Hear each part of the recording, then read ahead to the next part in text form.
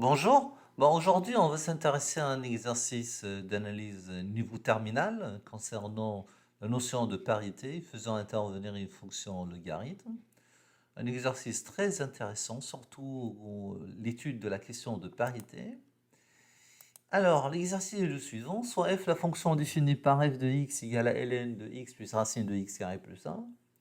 Première question, déterminer le domaine de définition des f de la fonction f. C'est amusant quand même cette étude de domaine de définition. Deuxième question, étudier la parité de la fonction f. Alors cette question-là est en fait la plus intéressante. Troisièmement, déterminer les limites de f aux bornes du domaine de définition, puis calculer la dérivée de la fonction f.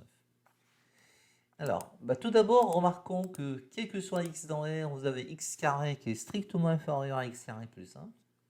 Les deux quantités x carré plus 1 étant positifs, donc on peut passer à la racine carrée qui est une fonction strictement croissante sur R+. On aura alors racine de x carré qui est strictement inférieure à racine de x carré plus 1. Attention, racine de x carré, c'est pas x, c'est la valeur absolue de x. Donc là, on se retrouve avec valeur absolue de x qui est strictement inférieure à racine de x carré plus 1. Et d'autre part, on a la valeur absolue de x qui est supérieure ou égale à moins x. Alors pour bien le voir, il suffit de distinguer les cas.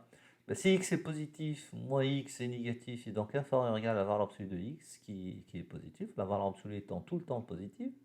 Et si x est négatif, tu as la valeur absolue de x qui est égale à moins x, et donc c'est supérieur ou égal à moins x puisque il lui est égal.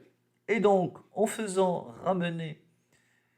ramenant moins x de l'autre sens de l'inégalité, on se retrouve avec x plus racine de x carré plus 1 qui est strictement positif. Donc la quantité à l'intérieur de la fonction ln étant strictement positive, quel que soit x dans R, ce qui fait que le domaine de définition de la fonction f est bien R. Ça, c'est pour le domaine de définition. Alors pour la parité, le domaine de définition étant R centré à l'origine, quel que soit x dans R, f de moins x égale à ln de moins x plus racine de x carré plus 1.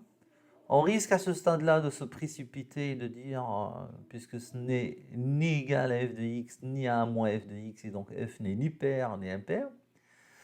Mais vous allez voir, hein, ce n'est pas le cas. Alors, si on pense à multiplier par la partie conjuguée de moins x plus racine de x carré plus 1, on se retrouve avec f de moins x égale à ln de moins x plus racine de x carré plus 1, facteur de x plus racine de x carré plus 1 sur x plus racine de x carré plus 1.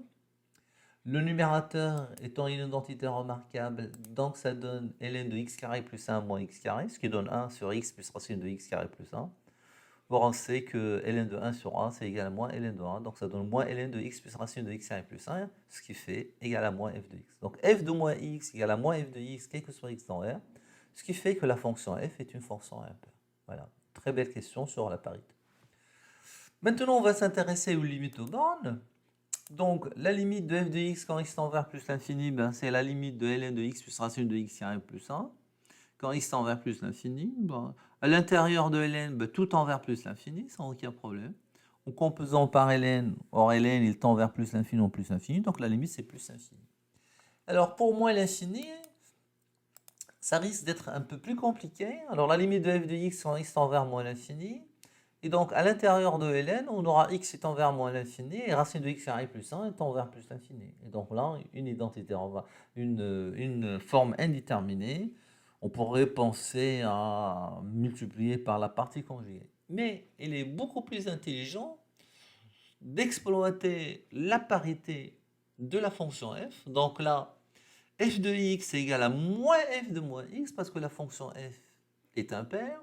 Et en faisant un petit changement de variable, moins petit x égale à grand x, ça sera égal à la limite quand grand x tend vers plus l'infini égale à moins f de grand x. Et là, on utilise la limite de f en plus l'infini qui est égale à plus l'infini, et donc ça donne moins l'infini. Voilà. Et donc on aurait répondu à la question en exploitant la parité, voilà, sans passer par la forme indéterminée et probablement par une utilisation de la forme conjuguée.